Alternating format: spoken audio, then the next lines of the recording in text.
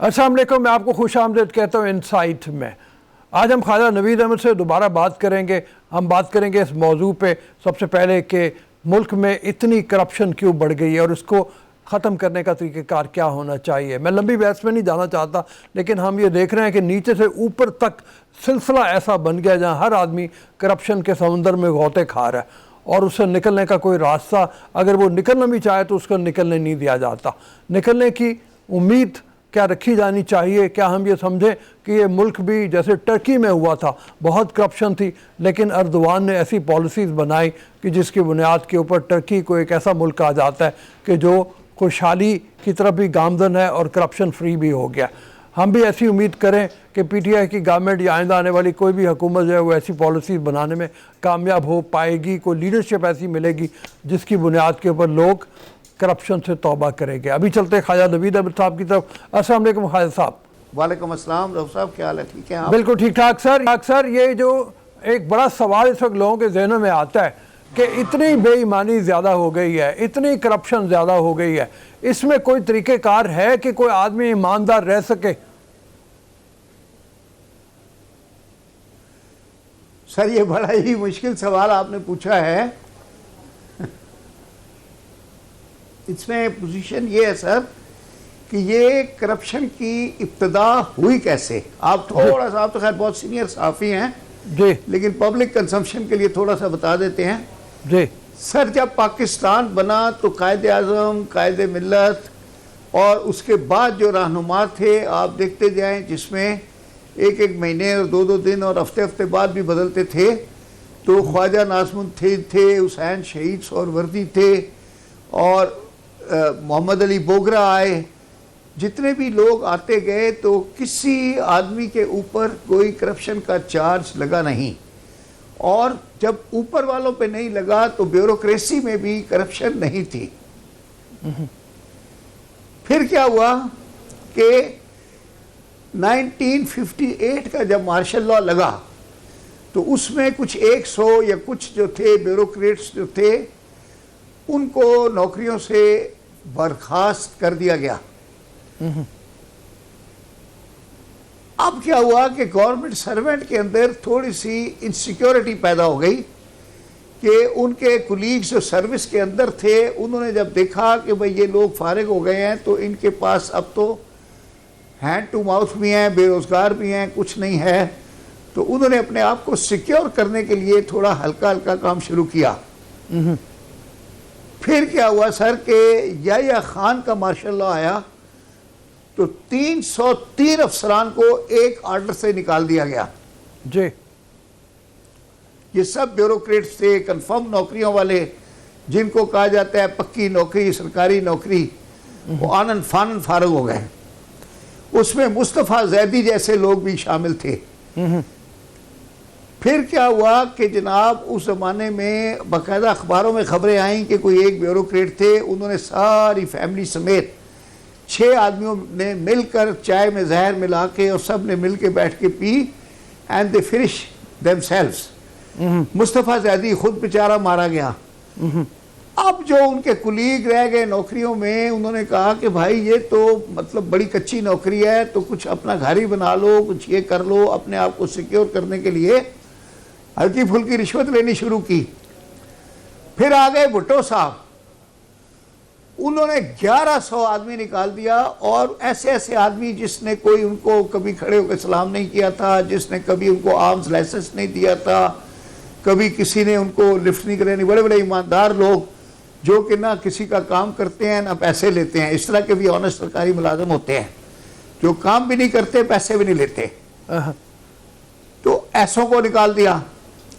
अब नतीजा ये हुआ कि वो इस कदर हैंड टू माउथ हुए कि अब हर सरकारी मुलाजिम ने और उसकी बीवी ने अपने घर में एजेंडा बनाया कि सबसे पहले तो अपने आप को सिक्योर करें, एक घर का इंतज़ाम करें, फिर बच्चों की तालीम का इंतज़ाम करें, स्कूलों की फ़ीसों का इंतज़ाम करें, फिर वो इंतज़ाम बढ़ते बढ़ते बच्चों की शादियों पर शुरू हो गया, फिर वो इंतज़ाम बनते बनते उन्होंने कहा एक घर लंदन में भी होना चाहिए, एक दुबई में भी होना चाहिए, एक स्पेन में भी होना चाहिए। बस सर फिर तो अंधी लग गई ना। और उसके साथ साथ फिर क्या हुआ कि वो वाले सियासतदान आ गए दिहाड़ी बनाने वाले। बस फिर तो उन्होंने फ्री फॉर ऑल हो गया ना। अब क्या है कि हमने बचपन में, हमारा स्कूल का टीचर कहता था कि अगर हुक्मरान अंडा खाए तो रियाया मुर्गी खा जाती है। और अब तो हुक्मरानों ने मुर्गी खानी शुरू कर दी है, तो पता नहीं फिर रियाया ने तो पूरी गाय ज़िबा कर दी है। बिल्कुल ठीक इन है। हालात में आप मुझसे पूछ रहे हैं कि करप्शन कैसे रोकें। अब सर आप बताएं कैसे रोकें। ठीक है सर, मुझे भी मौका मिला, मैं हम बताऊंगा। बोलेगा तो बोलोगे कि बोलता है, हम ठीक है। कुछ नहीं बोलेगा। ठीक है, ठीक है, बिल्कुल सही है। आप ये देखिए ना, हालात ऐसे हो गए हैं कि मैं ये मिसाल दिया करता हूँ कि कुछ अर्सा पहले एक टीवी चैनल के ऊपर मैं प्रोग्राम कर रहा था और उसमें नैब के साथ स्पॉन्सरशिप में हमने कोई प्रोग्राम किए जिसमें मुख्तलिफ महकमों के लोगों को हमने बुलाया। उसमें ब्यूरोक्रेट्स भी थे। जब वो ब्यूरोक्रेट से हम सवाल करते थे कि करप्शन बहुत है, इसको ख़त्म कैसे किया जाए, तो हर आदमी का जवाब ये होता था कि मैं इस बड़े समंदर में एक छोटा जजीरा नहीं बना सकता। तो मसला ये है कि अब हर आदमी उस पर आ गया है कि मैं छोटा जजीरा नहीं बना सकता। अभी तो हमने बात की ब्यूरोक्रेट्स की और सियासतदानों की, लेकिन हकीकत यह है कि हर आदमी करप्ट है, नीचे से लेके ऊपर तक करप्ट हुआ हुआ है। ये करप्ट मुआशरा सर्वाइव करेगा? कैसे सर्वाइव करेगा? सर एक अरबी की कहानी है, मैंने उसका उर्दू में तर्जमा सुना था जी। वो क्या था कि एक शहर से एक दरिया गुजरता था और उसका दरिया का पानी जो था ना वो बड़ा ही लजीज था और जो आदमी वो पानी पीता था वो पागल हो जाता था। तो सारी आबादी ने वो पानी पी लिया और वो आबादी जो थी सारी की सारी पागल हो गई। और वो जब पागल हो गई तो उन्होंने नारे लगाने शुरू कर दिए कि बादशाह और उसका वजीर पागल है। तो बादशाह ने वजीर से पूछा कि अब क्या करें। उसने कहा कि भाई हम दोनों भी पानी पी लेते हैं। ठीक है। तो यहाँ तो खैर वो एप्लीकेबल नहीं है ये वाली कहानी, क्योंकि यहाँ तो बादशाहों ने खुद पहले करप्ट है, वो उन्होंने करप्शन की है तो नीचे वालों को फ्री हैंड मिल गया है। सर अब आप यकीन करें, तहसीलदार, पटवारी, छोटे छोटे वाटर बोर्ड में, फायर ब्रिगेड में भी बंदे लगाने के लिए रिश्वत देनी पड़ती है। फायरमैन हालांकि वो जान से खेलता है, वो भी रिश्वत दे के और वो किसी पार्टी से एफिलिएशन लेके तब जाके उसको नौकरी मिलती है। वाटर बोर्ड में हाथ उठाकर देख लें तो वहाँ छोटे छोटे ग्रेड 15-16 के दफ्तर सारे करोड़पति हैं कि जी लैंड माफिया चला वो खुद रहे हैं अपना। जिस बंदे ने आज से 5 साल पहले एक टैंकर खरीदा था, आज वो 6 टैंकरों का मालिक है। वो नलके से नाली से पानी आता ही नहीं है और सारी गली गली में टैंकर जाता है। टैंकर 3,000 रुपये टैंकर से 11,000 रुपये टैंकर में पहुंच गया है। और टैंकरों वाले अब बंगलों में डिफेंस में आके रहने लगे हैं। पहले ये नीलम कॉलोनी वगैरह में रहते थे, स्लम्स में रहते थे, अब उन्होंने बाकायदा डिफेंस में बंगले ले लिए हैं। बंगलों के अंदर रात को टैंकर खड़े होते हैं। तो खैर साहब कोई हल आपको नजर आता है? एक महकमे की मिसाल दी जी जी। बाकी वो जो जर्नली बदनाम महकमे है, पुलिस है, कस्टम है, इनकम टैक्स है, उनको तो आप भूल ही जाएं। रेवेन्यू डिपार्टमेंट में इतनी बेईमानी। फिर सिंध बिल्डिंग कंट्रोल अथॉरिटी, आप देखें चीफ मिनिस्टर हाउस के एन मुंह के आगे 25 मंजिला बिल्डिंग की इजाजत हो गई है। वो कहाँ गए सिक्योरिटी प्लान, वो किधर हुए? चीफ मिनिस्टर अंदर कपड़े बदल रहा हो तो ऊपर फ्लैट में से बंदा देख सकता है कि चीफ मिनिस्टर कपड़े बदल रहा है। चीफ मिनिस्टर हाउस के आगे 25-25 मंजिला बिल्डिंगों की इजाजत है, क्योंकि फी फ्लोर के पैसे हैं। आपने जितने फ्लोर बनाने हैं उतने करोड़ दे दो। हैरान हो गया हूं मैं। यहाँ एक वो रोड है चौधरी खलीकुज़मान रोड, सर 400-400 गज के 500-500 गज के बंगले होते थे वहां पे। विद इन 5 ईयर सारे बंगले तोड़ के 14 मंजिला बिल्डिंगें बन गई हैं। अब वहां से गुजरो तो ऐसे लगता है कि न्यूयॉर्क से गुजर रहा है आदमी, मैनहट्टन में आ गया। ऐसे बिल्डिंगें बन गई हैं वहां विद इन 5 ईयर्स। बिल्कुल ठीक कह रहे हैं आप। मेरा सवाल वही है कि जो भी बिल्डिंग कंट्रोल अथॉरिटी का या उसका हेड आता है उसको टारगेट दिया जाता है कि तुमने इतने रुपए हफ्ते के या इतने रुपए महीने के पहुँचाने हैं, तो वो घर से तो नहीं लाएगा, वो बिल्डरों को पकड़ता है, वो कहता है बनाओ जल्दी बनाओ, 14 मंजिला बनाओ, हर मंजिल का कई करोड़ दो। तो सर फिर आप बताएं, इन हालात में मैं और आप करप्शन को रोकने का लेक्चर ही दे सकते हैं, और लेक्चर सुनने वाले वो ऐसे ही करेंगे, वो जो बादशाह दरिया का पानी था वो हमें कहेंगे पागल है पागल है पागल है। हाँ, लेकिन खायर साहब सवाल वो यही है कि जब इतनी ज़्यादा होगी तो ऐसे मुल्कों का बनता क्या है? फिर लोगों को ये तो बताने की ज़रूरत है ना कि सर्वाइवल मुश्किल हो जाएगा। बस सर वो बड़ा मज़ेदार है ना, फैज साहब से किसी ने पूछा था कि पाकिस्तान का क्या होगा, उन्होंने कहा मुझे डर है ऐसे ही चलता रहेगा। और मैं हर दफ़ा कहता हूँ लोगों को कि इंजन की खूबी न कमाल ड्राइवर, खुदा के सहारे चली जा रही है। बिल्कुल सही है। तो बस सर ये यूं चल रहा है, इसमें गरीब आदमी तो कब पिसके तक रहेगा। चलेगा, कैसे चलेगा? अल्लाह ताला सबक पैदा कर देता है, कभी अफगान वार हो जाती है, हमें डॉलर आने शुरू हो जाते हैं, हम बगैर कोई एक्सपोर्ट किए हुए लाखों डॉलर कमा लेते हैं। बस इस तरह का कोई ना कोई जुगाड़ लग जाती है और अल्लाह ताला इस मुल्क का हाथ पकड़ लेता है। लेकिन इस दफ़ा बड़ा मुश्किल हो गया है, महंगाई बहुत ज़्यादा हो गई है और कहीं से डॉलर आ नहीं रहा। 168 रुपए का आज था शायद डॉलर।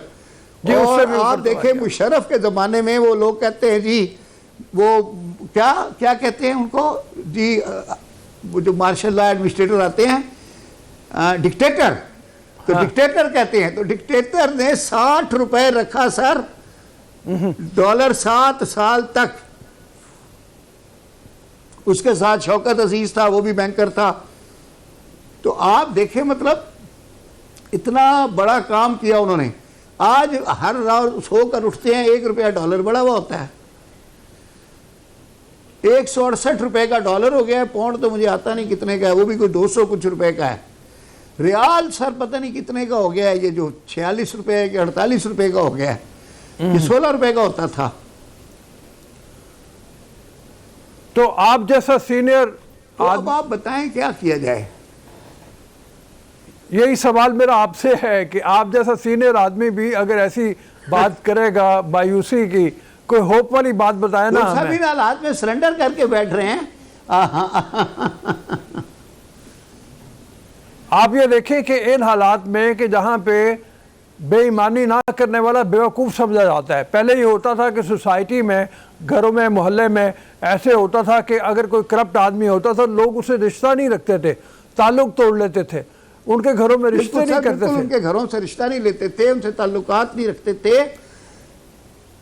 वो if somebody living beyond means, तो लोग शक करते थे कि यार पता नहीं इनका धंधा क्या है, 2 नंबर है।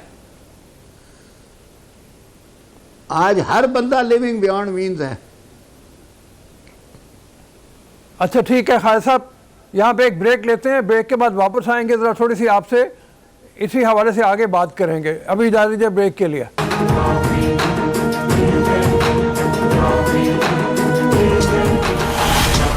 Welcome to the show after the break. हम बात कर रहे हैं ख्वाजा नवीद अहमद साहब से, हमारे साथ मौजूद हैं लाइन के ऊपर। हमने यहाँ जिक्र किया और बात की इस हवाले से कि माशरे में इस कदर बेईमानी क्यों बढ़ गई है, इसका कैसे सद्देबाब किया जाए, इसके बारे में बेबसी का इजहार हो जाता है हर तरफ से जब हम बात करते हैं तो। लेकिन ख्वाजा साहब एक सीनियर आदमी हैं, वो ज़रूर ऐसी बातों की तरफ भी जाएंगे कि जो बताएंगे कि क्या वजूहात तो हो गई, लेकिन ये कि इसका सद्देबाब कैसे हो। ख्वाजा साहब दोबारा मैं आपकी तरफ आता हूँ, ये बताइए कि ये जो करप्शन है, ये जो इस कदर दूरी है, इसकी वजह मज़हब से दूरी है या कोई और भी वजूहात हैं?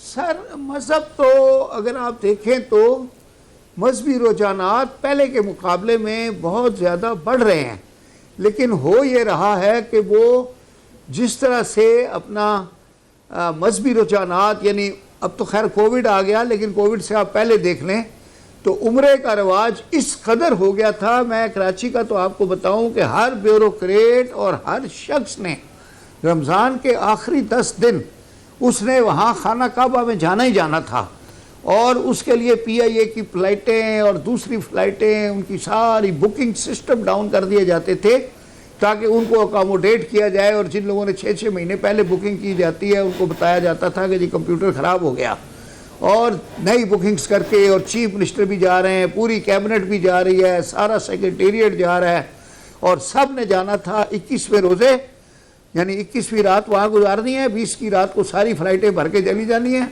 और सब ने फिर 29वें रोज़े पे या 30 को आके यहाँ ईद घर में करनी है। वहाँ ख़त्म कुरान होता है 29 की रात को। अब मैं भी जाता रहा हूँ 3 साल तक। अच्छा, तो वो बात यह है कि वहाँ फिर वापसी पे मैंने जाना इसलिए बंद किया कि आदमी इबादत कम करता था, और ये PIA के चक्कर और वो इसलिए लगाता था ज़्यादा कि भाई मेरी 29 की सीट 29 रमज़ान की कन्फर्म हो जाए। मैंने कहा यार फिर फजूल है, यहाँ घर बैठ के इबादत कर लेंगे।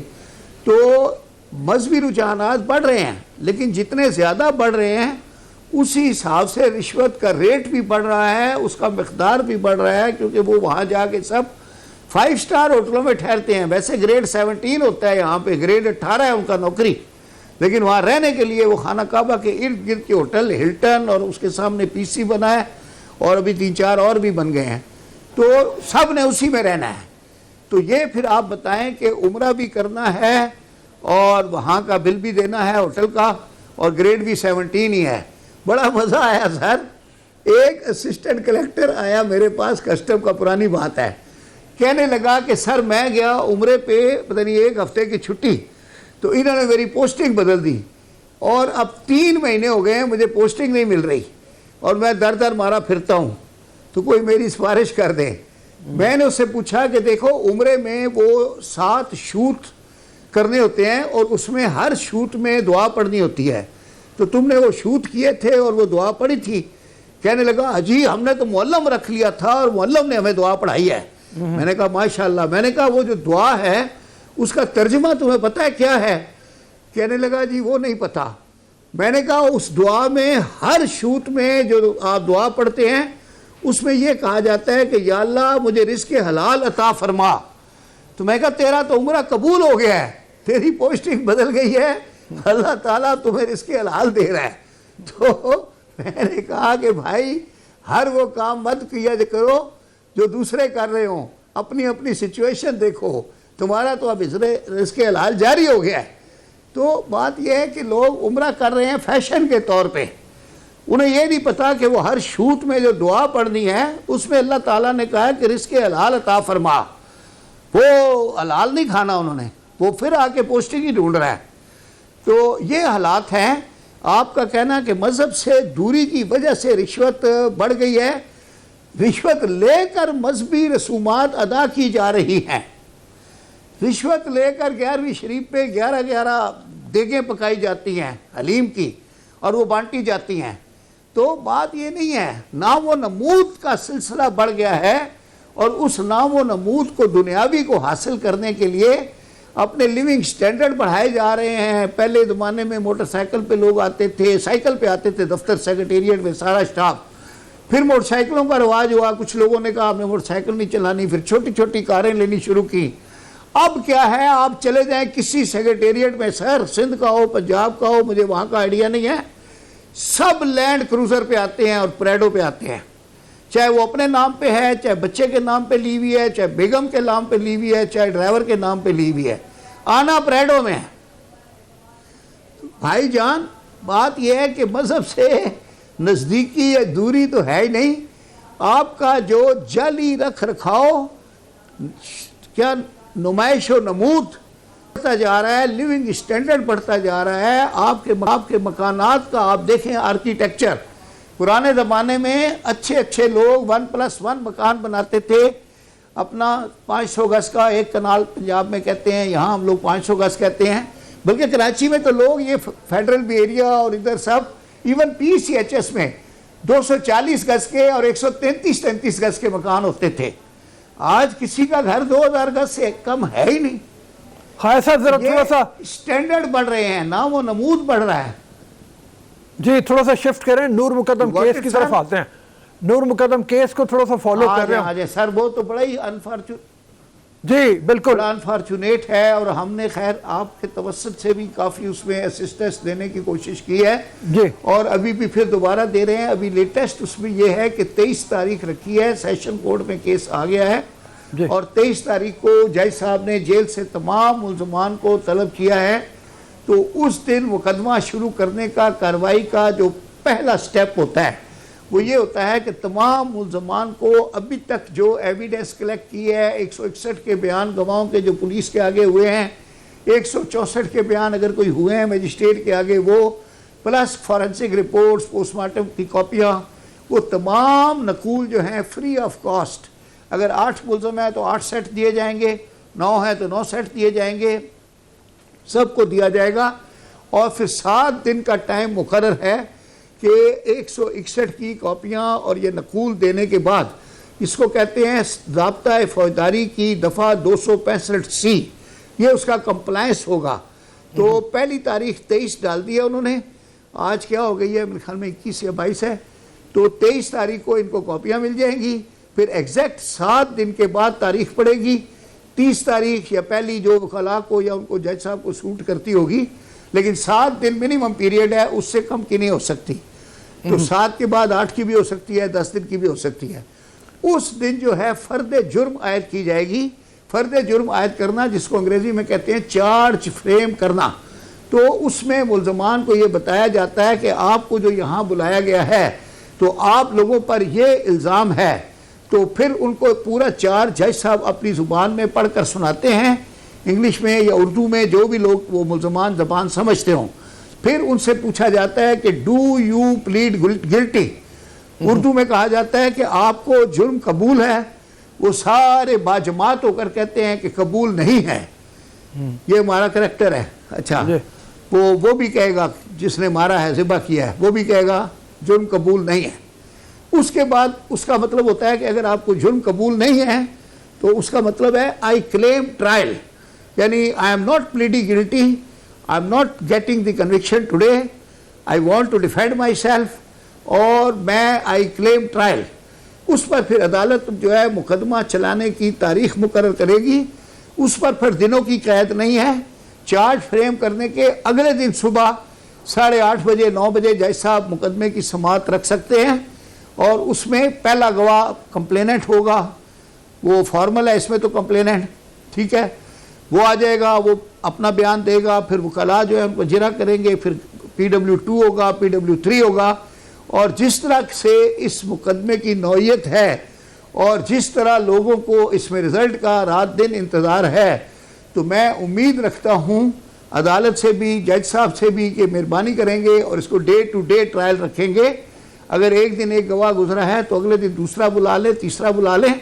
और कई छोटे छोटे गवाह होते हैं, मुआयना मौका का गवाह, वो क्या होता है साइट इंस्पेक्शन जिसको कहते हैं, या FIR जो है एक ने इनकॉर्पोरेट की है 154 की बुक में।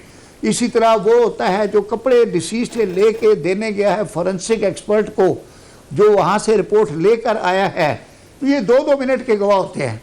और अगर मेहरबानी करके इन गवाहों को मतलब 3-3, 4-4 करके बुला लें तो ये एक दिन में गुजर सकते हैं।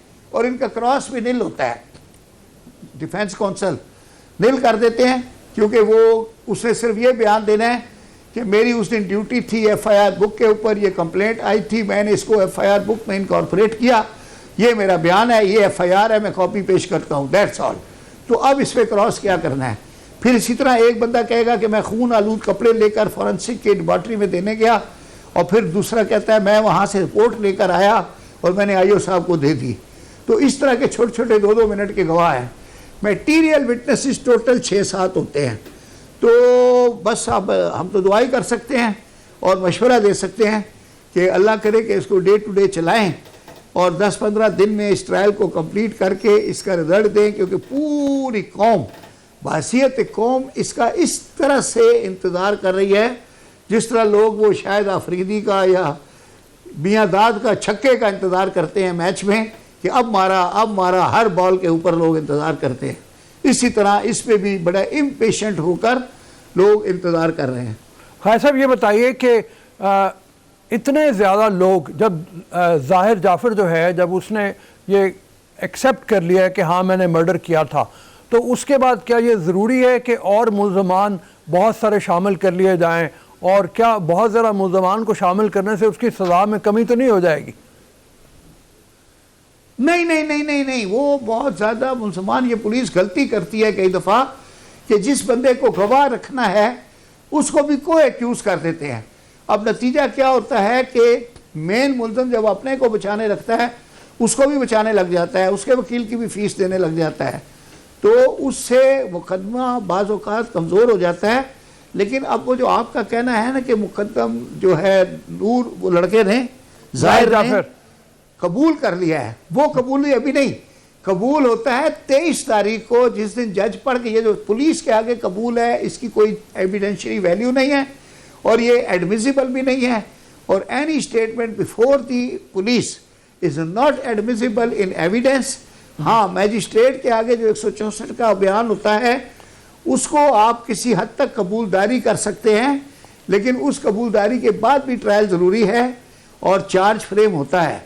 हाँ, अगर चार्ज को वो कबूल करता है कि यस सर मैंने किया है, तो फिर सेशन जज साहब को पावर है कि वो अगर चाहें तो उसी के ऊपर ही सज़ा भी दे सकते हैं उस पर्टिकुलर मैन को। लेकिन जिस तरह अब इसमें को एक्यूज़ हैं, अबेटमेंट वाले हैं, कुछ ने एविडेंस को ख़त्म किया है और कुछ ने फैसिलिटेट किया है, तो उन सब के ऊपर भी जो चार्ज जब फ्रेम होगा पढ़िएगा तो हर एक का रोल जो है चार्ज में डिफाइन किया हुआ होता है।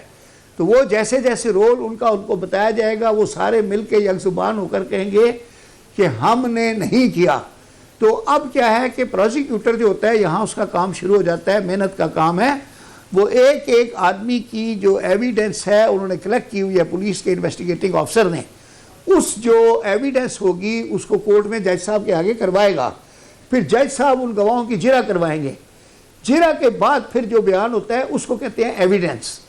अब जो जज साहब ने फैसला देना है वो एविडेंस पे देना है, ये अखबारी बयानात पे या उस पे कि उसने कबूल कर लिया या मेरे कहने से कि हाँ जी वो मान गया, उस पर सज़ा नहीं होती। सज़ा एविडेंस पे होगी। एविडेंस को अप्रिशिएट करना जज का काम है, ये टेक्निकल काम है, जजों ने ये काम सीखा हुआ होता है, उनका रोज़ का काम है, उन्हें आता है ये काम। और अल्लाह के फजल से हमें पूरा यकीन है अपने जज साहिबान पे कि इंशाअल्लाह ताला जो हक़ का फ़ैसला होगा वही होगा। थैंक यू सर, बहुत मेहरबानी, बहुत शुक्रिया क़ाज़ी साहब। बात की नूर मुकद्दम केस के हवाले से, उससे पहले हमारी बात हो रही थी माशरे में बढ़ती बेईमानी, माशरे में बढ़ती हुई करप्शन, उस हवाले से क़ाज़ी साहब ने दोनों मौज़ूआत पे सैर हासिल गुफ्तगू की।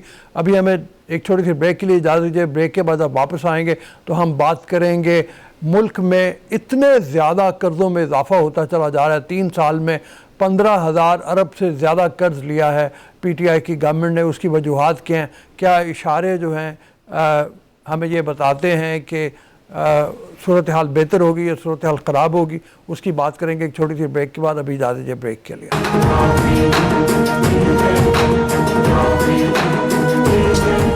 Welcome to the show after the break. PTI की 35 माह की अगर मईशत के मामले में कारकर्दगी देखी जाए तो उसमें एक चीज़ बड़ी नुमायाँ नज़र आती है, और वो ये है कि 35 माह में 15,137 अरब रुपए के इजाफी कर्ज लिए गए हैं, और ये कर्ज बढ़ के 39,000 अरब रुपए से भी ज़्यादा हो गए हैं। ऐसा क्यों है? मईशत पे इतना भारी बोझ क्यों है? कर्ज़ों की इस जंजाल से हम किस तरह निजात पाएंगे? क्या हमें आइंदा गवर्नमेंट चलाने के लिए भी कर्ज ही लेने पड़ेंगे? और कर्ज़ों की ये मईशत कब तक चलेगी? कब तक आवाम को इसका बोझ बर्दाश्त करना पड़ेगा? चूँकि कर्ज़े जितने ज़्यादा होंगे उतना ही बोझ पड़ेगा ज़्यादा। हम इस पे चलते हैं। माहिर मईशत हमारे साथ मौजूद है हसनैन जावेद, उनसे चल के बात करते हैं। हसनैन, अस्सलाम वालेकुम। जी अस्सलाम वालेकुम। वालेकुम अस्सलाम। ये देखिए इतना ज़्यादा कर्ज है, और 35 माह में जैसे हमने बात ये की 15,137 अरब रुपए का इजाफा हुआ है, और ये हर रोज़ के हिसाब से ये कर्ज़े बढ़ रहे हैं। ये बताइए इतने कर्ज़े लेने की आखिर आम आदमी को अगर समझाया जाए कि ये कर्ज़ों का बोझ इतना क्यों है ज़्यादा, और PTI ने कोई इसके बारे में कोई ऐसी हिकमत अमली क्यों बनाई नहीं है जिसकी बुनियाद के ऊपर कर्ज़ों से निजात पाई जा सके? अच्छा, सबसे पहले तो शुक्रिया, क्योंकि आपके साथ प्रोग्राम के अंदर आना ऐसे ही है कि जैसे मेरे लिए बड़ी सादत की बात हो। पहले तो ये। दूसरी बात ये कि अब मैं दो डायमेंशन से, अगर आप मुझे इजाजत दें, तो मैं एक तो अवामी बात करूंगा, और अवामी बात ये होती है कि मैं नंबर्स के साथ साबित कर दूं कि ये हुकूमत जो है वो पहली हुकूमत से बहुत बेहतर तरीके से चल रही है, क्योंकि ये इसहाक मेलोड्रामा के मुताबिक जो है वो रिजर्व 30 अरब रुपए का जो है वो सेंट्रल बैंक से नहीं ले रही, और उसको गलत तरीके से सऊदी अरब से पैसे मंगवा के या जापान से या बाकी ममालिक से पैसा मंगवा के रिजर्व नहीं रख रही और फिक्टिशियसली प्ले नहीं कर रही। इसको मैं इस तरीके से भी लेकर चल सकता हूँ, और मैं साबित कर सकता हूँ कि पिछले दौर के अंदर 101 या 105, 103 के ऊपर जब डॉलर को फिक्स कर देते हैं, रिजर्व्स को फिक्स कर देते हैं, तो क्या होता है। अगर आपकी इजाजत हो तो मैं इसको थोड़ा सा स्ट्रक्चरल तरीके से समझाने की कोशिश करता हूं, क्योंकि पाकिस्तानी कौम ये जानना चाहती है कि इसके पीछे की साइंस है क्या, और हमें अवेयर भी करना चाहिए कि इसके लिए पेशेंस की क्यों जरूरत है, और कौन सी चीजें हैं जो कुछ अरसे के बाद हमारी मईशत में बेहतरी लेकर आएंगी, और वो चीजें हो रही हैं। मैं अभी पहले एक स्टेटमेंट देना चाहता हूं, वो ये कि वो चीजें बेहतर हो रही हैं जिसको LSM कहते हैं, यानी लार्ज स्केल मैन्युफैक्चरिंग, आपकी तकरीबन 9.8 से बढ़कर अब तकरीबन 12 समथिंग तक जाएगी, और स्मॉल एंड मीडियम इंटरप्राइज के ऊपर रैपिड एक्शंस ले लिए गए हैं। अगर दूसरी की बात सुना जाएगा कि चमड़े की इंडस्ट्री के अंदर भी देखेंगे तो उसके अंदर उनके लिए वो चीजें जो उनको प्रॉब्लम कर रही थी वो भी खत्म की जा रही हैं, और बेशुमार ऐसे हर्डल्स हैं, और सबसे बड़ा हर्डल जो है वो हमारी मईशत के अंदर भी ब्यूरोक्रेटिक स्ट्रक्चर का प्रॉब्लम है, जिसकी वजह से बहुत सारे बिजनेस कम्युनिटी, बिजनेसमैन आगे नहीं आ पाते। डर और खौफ की फिजा है, हैरासमेंट है, FBR है, और बाकी मामलात हैं। लोग मुसलसल सवाल कर रहे हैं। आज का डॉलर रेट बल्कि 68.04 के हिसाब से जा रहा है, और मुसलसल ये जो रेट है वो 1 अगस्त ये 30 अगस्त से तकरीबन 165 से इशारिया 96, फिर 165 टू 96, 166, ये बढ़ता जाएगा।